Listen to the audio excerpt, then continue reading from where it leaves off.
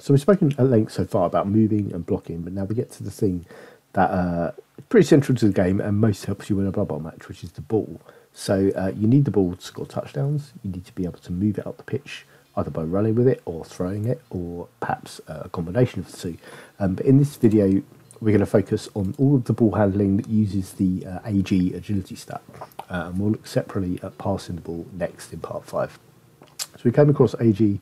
We talked about dodging in part 2, and catching and picking up the ball uses the same role. So it's AG 3 plus on a human for a 2 in 3 chance.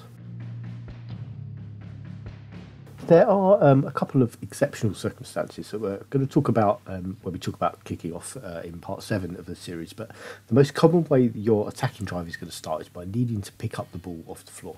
So I've put down the 2 full teams for a typical sort of setup. A typical kickoff setup here, with the humans kicking, the undead receiving. The undead are about to take the first turn, so they're going to need to collect or at least secure the ball in their first turn. So deliberately deployed both of their ghouls deep to be able to do this. They could probably get away with just having one ghoul deep, but having the second one back here allows one to just go and stand guard over the ball. As sort of a first move for the turn, which is a free action, no dice rolls, no risks. They can then take care of some blocks over here, perhaps use their white to blitz over on the wing with this skeleton's help, and then they can come back to this ghoul to come and pick up the ball. That's sort of fairly standard first turn of an attacking drive. So to successfully pick up the ball, the ghoul will need to pass an agility check, which for a ghoul is a 3+ roll, and that's it. If it's successful, the ghoul is holding the ball and can complete its move action. If it fails, the ball's dropped, the undead team suffer a turnover. Now, we've not yet looked at scattering the ball, and this is where one of the templates in the game comes into play. So on my Roll20 setup, I just have a macro setup to just give it a random direction. But I'm just going to drop a representation of the scatter template onto the pitch. And let's make this bigger. There you go. So hopefully that's fairly clear. But it's just the template will look something like this. It has 8 arrows on with a corresponding number. And this is where you roll a d8. You need the d8 for your dice set. You roll it once and you move the ball 1 square in the direction that's indicated on the template. It's usually a good idea to just sort of leave the template over to the side of the pitch somewhere, and just keep it the same way round in the same place for the whole match. And there are several third-party pitches available that have this scatter template built into them somewhere as well, and it negates the need to sort of have it really. But you can, if you don't have a template available, you just nominate a direction as one, and then you count around the squares until you get to your roll on the d8, and then you bounce the ball to there. So you bounce the ball, just clear that away. You bounce the ball after any failed pickup or catch, after a fumbled pass, if it lands in a square with a prone player or a player that can't catch the ball for any reason. If a player's pushed back or knocked down into the square with the ball, where the ball hits the floor after kick-off or being thrown back in by the crowd, or if a player is holding the ball gets knocked over for any reason. Basically, any time the ball is disturbed or dropped, anything like that, you bounce the ball 1 square in a random direction. Right, tackle zones, so those things again, they make it more difficult to pick up the ball. Let's say it's later in the drive. Say maybe, hang on, let's get this to the front. Yeah, so maybe the ghoul did fail that pickup and the ball scatters to here, and the humans in their turn, they managed to get a couple of tackle zones onto the ball. This makes it more difficult. So the humans have got the players in there. Each of these tackle zones is going to apply a -1 modifier to the pickup roll, and that means that the ghoul needs a 5+ for a successful pickup. The undead in this situation should probably be prioritising clearing these tackle zones off the ball. They're probably going to want to use their blitz action to help with that. And if they can move one of the players, it reduces the modifier to 1 for a 4+ pickup, and if they can get rid of both, it's going to be a 3+ pickup, like back to normal. A relevant skill for picking up the ball, which we're just going to look at this point, is actually one that the human thrower starts with. It's this one called Sure Hands. So the human thrower starts with it. Players on a lot of teams start with it. No one on the undead team does. It's quite common to see a ghoul pick it up. But like orc throwers, skaven throwers, runners on dwarf teams, you get a lot of Sure Hands players around. And this is just a personal reroll for a failed pickup of the ball. It has another effect as well, but that's the main one we're looking at here. And that reduces the thrower's 1 in 3 failure rate for picking up the ball to 1 in 9. So having a reroll on that 3+ makes it 1 in 9 failure rate. So it's very handy. Pretty much every team would love to get a sure hands player at some point. It saves you rerolls and turnovers. And like when we looked at a 2 dice block being safer than a 1 dice block with the block skill, having a reroll on an agility test is better than having a +1 on it. So a player with agility 3+ and sure hands has a failure rate of 1 in 9, like we just said, but an agility 2+ player picking up the ball has a failure rate of 1 in 6. So basically, Edge 3+ and sure hands is better than Edge 2. Edge 2+ and sure hands is even better than that. But anyway, like that's picking up the ball. It's a simple roll against the player's AG stat with a chance to turn over on a failure, adjusted like all agility rolls by opposing players' tackle zones. So this is one of the actions you only get to perform once per turn. It's a simple act of handing the ball from one player to another. A player holding the ball can, at the end of their move action, give the ball to a player on the same team that they're standing next to. This ends the activation of the first player, so as soon as they've handed the ball over, they can't move any further. The player receiving the handoff rolls an agility test to catch the ball. If successful, they're now holding the ball, and if they fail, they drop it. It scatters from their square, and unless a teammate catches the bouncing ball, the team suffer a turnover.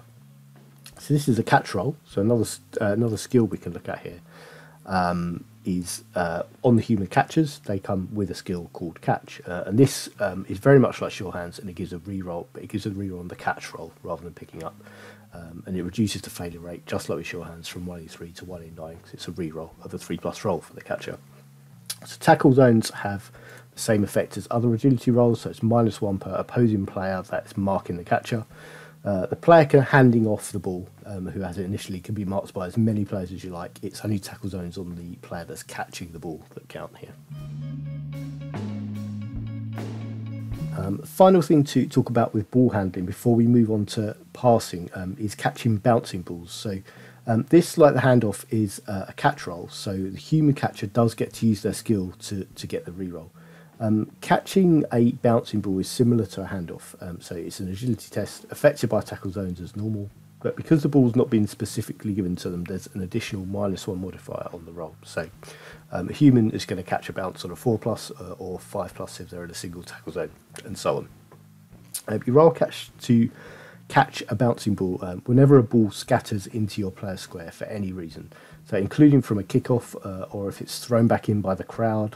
An important difference with catching bounces is that failing it doesn't cause a turnover. So if the ball scatters onto one of your players, it's an involuntary action as opposed to sort of trying to hand off to them and then they mess it up.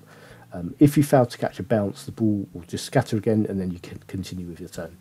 You do always have to attempt to catch a bouncy ball, even if you don't want the player to catch it. Although things like the catch skill aren't compulsory, so you can choose to not reroll that if you fail it and don't want to catch it. And a key situation where you might not want to catch a bounce is if the player that the ball has scattered to and is trying to catch it has already acted that turn. If they have, you might not want them to have the ball because, say something like it's turn 8, you have to score a touchdown and you need the ball to be free for another player to come and pick it up and run it into the end zone. If someone catches the ball and they've already acted, that's it, the ball's not going anywhere else to turn. So there are definitely times you don't want to catch bounces. I said that was the last thing, but then I mentioned the crowd throwing back the ball back into the pitch, and I realised I haven't prepared to cover that anywhere. So I'm just going to talk about it now. Right, so this is going to be quite quick and dirty. I've just sort of grabbed an image of the template that comes in the second season box game. So this is another one of those templates that come in the game, and what we use it for. I wonder if this is like a weird stretch. There we go. I think that's probably about as good as we can get it. It's probably good enough to explain what we do. So if the ball bounces off the pitch, that can happen if the player holding the ball was surfed, they've left the pitch with the ball. The ball might just bounce and go off the pitch. It could be a throw that's inaccurate. The ball bounces off the pitch. All sorts of reasons. At the kickoff, it's different, and we're going to talk about that later. But if during play, during a player's turn, the ball bounces off the pitch, this is what happens. So you place the ball back in the last square it was in before the ball left the pitch, and then you roll a d6. and the D6 will give you the, oh dear, scrolled right down there, but yeah, the D6 is going to give you the direction it goes in. So we'll just do this as an example. So we roll a D6, we get a 3, so the ball is going to travel that way. It comes back in, you start it there, and it's going to travel that way. You then roll 2d6 for the distance, and you get 7. So then you count the squares, starting there with 1, 2, 3, 4, 5, 6, 7. So the ball is going to land there, the crowd throw it back in, it lands there, and then because it's hit the floor, you bounce it 1 square using your D8 and that other template. And that's just quickly how you do that. It looks a bit different if it goes out in the corner, because that's kind of weird, and I'm not sure I can really show it. But you effectively use like the corner of, I think the throw-in template that comes into the game, it says you do that, but you're basically rolling a d6 again, and it's 1, 2, 3, 4, 5, 6, and you do the same thing, 2d6 along that line. So it's just 1d6 for direction, 2d6 for distance, and that's it. So yeah, just squeeze that in, but really that video is about ball handling rather than what the crowd do with the ball. And that's all there is to it. It's quite a simple part of it. It's just an agility check to either pick up or catch the ball. There are some modifiers for tackle zones. If the ball's bouncing around and it's not specifically an attempt to retain possession, you get a -1 modifier because the ball's bouncing around all over the place. It's a weird shape. We've all seen rugby or American football and the balls don't bounce properly. But passing has a bit more involved to it than sort of a single agility check. So we're going to look at that separately in part 5 next.